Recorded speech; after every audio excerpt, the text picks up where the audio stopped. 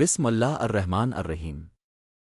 السلام علیکم ناظرین، آپ دیکھ رہے ہیں ہمارا یوٹیوب چینل اور میں ہوں آپ کا میزبان۔ جس وقت میں یہ ویڈیو ریکارڈ کر رہا ہوں ایک انتہائی بڑی خبر سامنے آئی ہے۔ اطلاعات کے مطابق ریاض میں امریکی سفارت خانے کے قریب زوردار دھماکے کی خبر گردش کر رہی ہے۔ سوشل میڈیا پر اس کے مناظر وائرل ہو رہے ہیں، جبکہ بعض اسرائیلی میڈیا ادارے بھی اس خبر کو رپورٹ کر رہے ہیں۔ ابھی تک اس کی باقاعدہ تصدیق نہیں ہوئی، لیکن صورتحال انتہائی تشویشناک بتائی جا رہی ہے۔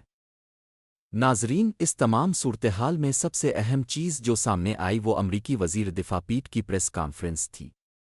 اگر آپ اس پریس کانفرنس کو غور سے دیکھیں تو بہت سی باتیں الفاظ سے زیادہ باڈی لینگویج سے واضح ہو جاتی ہے۔ ان کے چہرے پر تشویش نمایاں تھی، لب بار بار خشک ہو رہے تھے، وہ ایک ٹانگ سے دوسری ٹانگ پر وزن منتقل کر رہے تھے۔ الفاظ میں اعتماد کم اور دباؤ زیادہ محسوس ہو رہا تھا۔ یہ سب اشارہ دے رہا تھا کہ صورتحال شاید ویسی نہیں جیسی عوام کو بتائی جا رہی ہے۔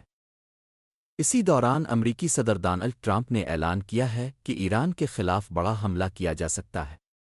انہوں نے یہاں تک کہا کہ زمینی فوج بھی بھیجی جا سکتی ہے۔ لیکن سوال یہ ہے کہ کیا امریکہ ایک اور طویل جنگ کا متحمل ہو سکتا ہے؟ امریکہ خود تسلیم کر چکا ہے کہ اسے افغانستان میں 20 سال بعد شکست کا سامنا کرنا پڑا۔ اگر وہاں رجیم چینج ممکن نہ ہو سکا تو ایران جیسے تاریخی اور منظم ملک میں یہ کیسے ممکن ہوگا؟ ایران کے عوام بڑی تعداد میں سڑکوں پر موجود ہیں۔ شہادت رہبر اعلیٰ علی کومینی کے بعد عوام میں خوف کے بجائے غصہ اور مزاحمت دیکھی جا رہی ہے۔ دوسری طرف اسرائیل کے شہری بنکروں میں چلے گئے ہیں، جبکہ ایرانی شہروں میں عوام کھلے عام موجود ہیں۔ ایران مسلسل میزائل حملے کر رہا ہے۔ ایران نے یہ بھی دعویٰ کیا ہے کہ اس نے امریکی بحری جہاز کو پسپا ہونے پر مجبور کیا۔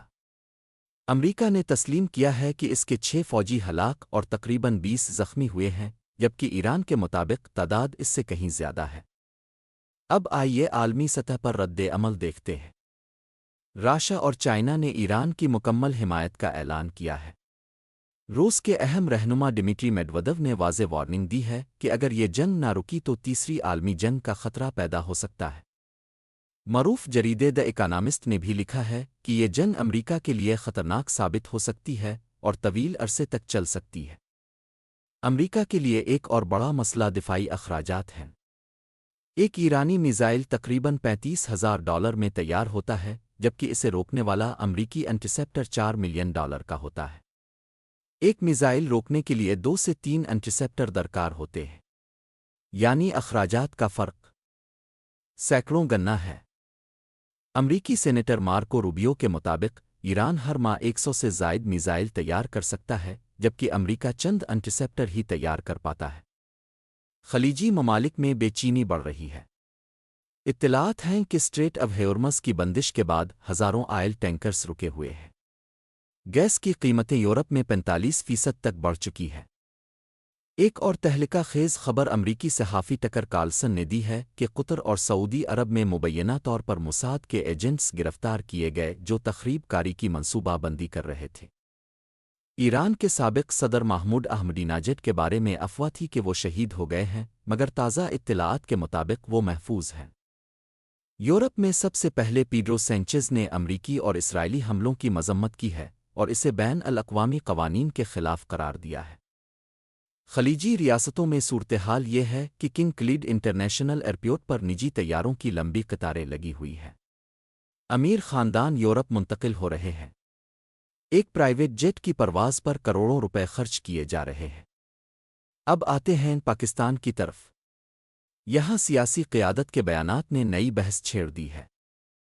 شریف کی جانب سے ڈونلڈ ٹرمپ کے لیے نوبل امن انعام کی حمایت کے بعد مریم نواز نے بھی اس موقف کی تائید کی، جس پر شدید تنقید ہو رہی ہے۔ جبکہ خطے میں سینکڑوں اموات ہو چکی ہیں اور جنگ کا دائرہ پھیل رہا ہے، ایسے میں یہ بیانات عوامی سطح پر سوالات کو جنم دے رہے ہیں۔ ناظرین، صورتحال انتہائی نازک ہے۔ عالمی طاقتیں آمنے سامنے کھڑی ہیں۔ معاشی بحران کے آثار نمایاں ہیں۔ تیسری عالمی جنگ کا خدشہ کھل کر زیر بحث آ چکا ہے۔ ہم اس صورتحال پر مسلسل نظر رکھے ہوئے ہیں اور ہر اہم پیش رفت اب تک پہنچاتے رہیں گے۔ آخر ماہ اللہ تعالی ہمارے خطے کو اور پوری دنیا کو اس آگ سے محفوظ رکھے۔ اپنا اور اپنے پیاروں کا خیال رکھیں۔ اللہ حافظ۔